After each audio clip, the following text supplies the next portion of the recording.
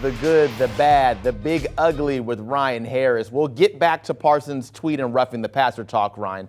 But when you come to Micah Parsons, is there any better player in the NFL than him? It's going to be tough to find one. Patrick Mahomes says hello, but Micah Parsons, think about this. He can run 6 of your 7 positions of your front 7 defensively. He can line up at the end. He can line up at on the defensive tackle spot, either linebacker spot. And so now if you're an offense, you have to account for him wherever he is. If he's on your left, run right. If he's on the edge, send the center that way. And then, oh, by the way, he'll line up in a gap and then be in a completely different one by the time of the snap. This is truly a privilege for NFL fans to watch Micah Parsons.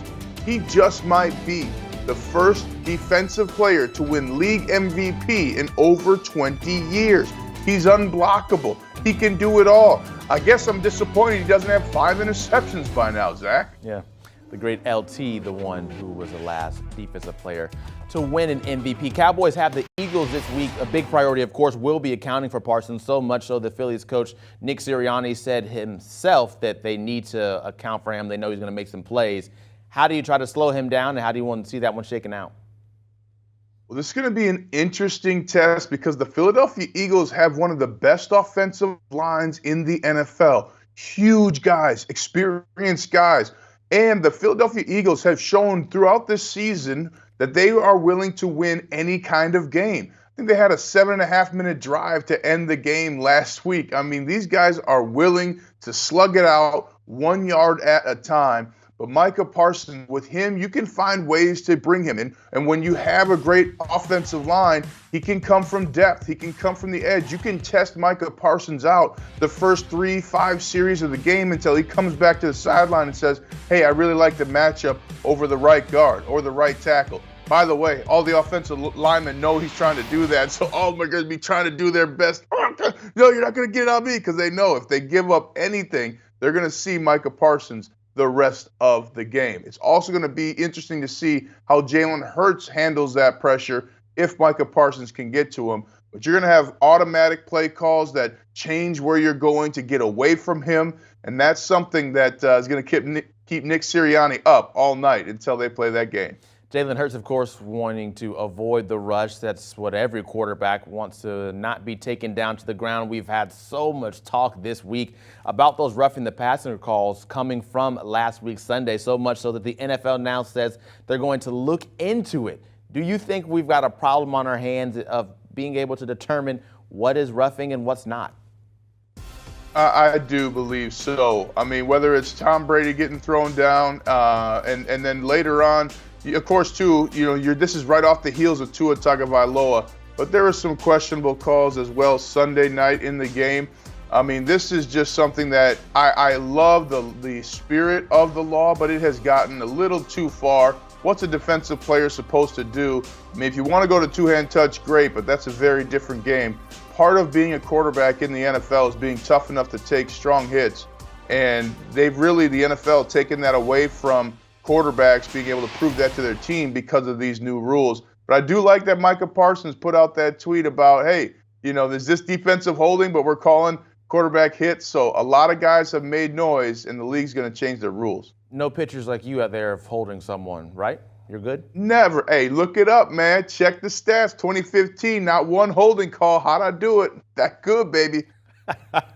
All right, we can rock with that. Our bad for the week, a few coaches in the AFC West making some questionable decisions. This one didn't cost the game, but Chargers coach Brandon Staley deciding to go for it on 4th down late, and it was interesting, wasn't it?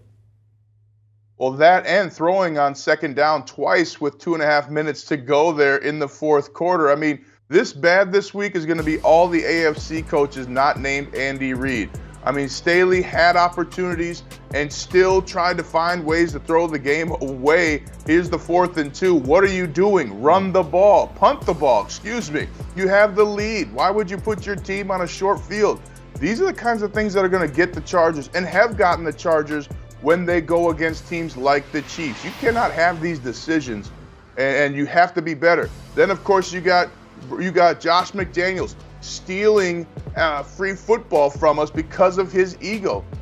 How about you just kick the field goal at the end of the game instead of telling the world you're terrified of Patrick Mahomes and the Kansas City Chiefs. I mean, what a brutal display of courage right there by the Oakland Raiders coaching staff in Josh McDaniels. Those Oakland Raiders fought their tail off in the game. And then, of course, you got Nathaniel Hackett at the Denver Broncos, over $70 million on the IR. And now Russell Wilson with an injury to his throwing shoulder. So a rough week if you are a coach in the AFC West, not named Andy Reid. Sticking with the AFC West, do you have beef with the Chargers right now overall, or what's going on with them for why, as a whole, you're not happy with them?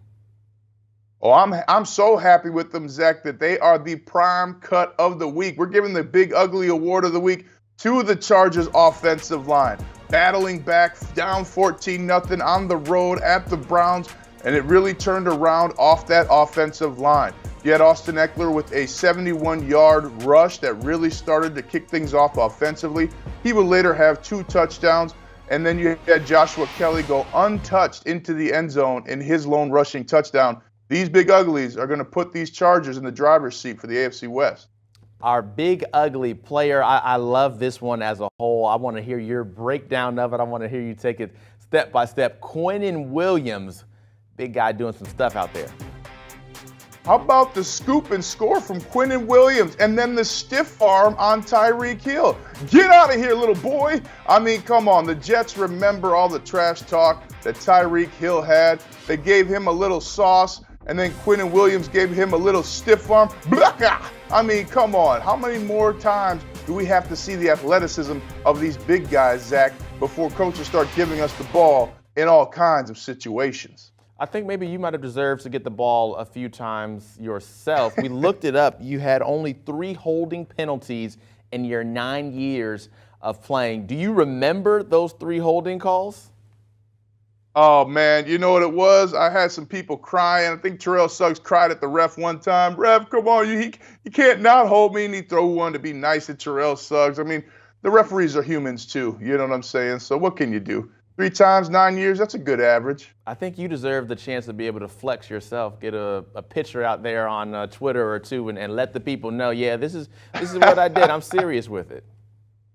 Hey, man, that's why the ring plays. You know, anytime I can, I wear the ring just to shut down any possible conversation. You know what I'm saying, Zach? And let's start at the top where I'm at. I feel you on that. We got to start at the top with the great game that we have coming this weekend, Bills and Chiefs. I mean, just how tantalizing it is to know that we get to see these 2 teams play again after their thriller in the playoffs last year.